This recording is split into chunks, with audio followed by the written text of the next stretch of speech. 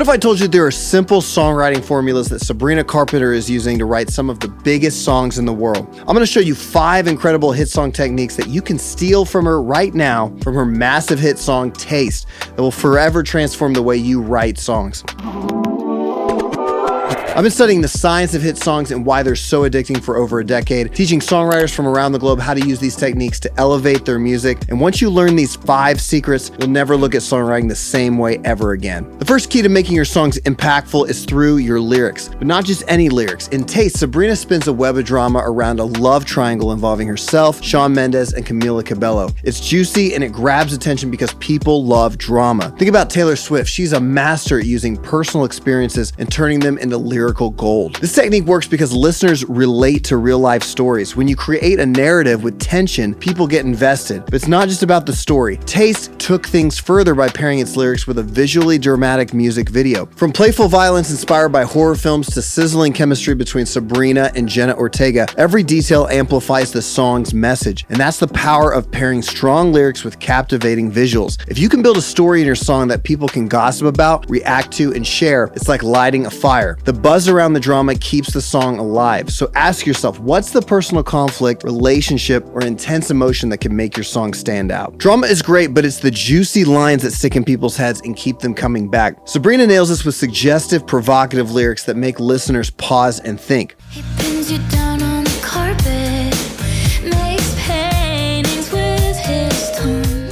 You'll just have to taste me when he's kissing you. These lines aren't just catchy, they're bold, playful, and packed with imagery that sticks. Juicy lines are memorable because they often push boundaries, but they do so with finesse. Whether it's a sexual innuendo, playful teasing, or sharp one-liners, you want lyrics that provoke a reaction. This isn't about being explicit for the sake of it, but it's about finding the phrases that make listeners lean in. Phrases that make people laugh, blush, or even gasp are the ones that get quoted, shared, and remembered. So think about how you can craft a few unforgettable lines in your next song. Now let's talk about the bounce. In Taste, one of the coolest parts is how the song starts off super simple with just a guitar and vocals, but it's not boring, and that's because of one crucial element: syncopation. This is what keeps those simple sections bouncing even when there's very little happening instrumentally. When you strip your song down to just 1 or 2 elements, like Sabrina does with her guitar and vocals, you need to make sure it has life, and syncopation can do that. The guitar in Taste uses syncopation to hit on the offbeats, which gives it that bounce. You don't need a full band to create rhythm, you just need the right placement of notes and rest. Think about how you can add syncopation to your melodies, guitars, or even your production, and it'll make your sparsest parts of your song feel alive. Let's dive into the melodies, specifically pre-beat syncopation. This is a technique that hit songs are using all the time, and it shows up in Taste constantly, and it's one of the reasons it's so addictive. Pre-beat syncopation means you're hitting a note or a syllable right before the downbeat again and again, creating a catchy, anticipatory rhythm that pulls the listener in. In Taste, Sabrina does this in the chorus on almost every measure. Notice how the vocal line dances right before the beat lands, making it irresistibly catchy. I heard you're back together, and if that's true, you'll just have to taste me when he's kissing you. If you want forever, I bet you do. Just know you'll taste me too.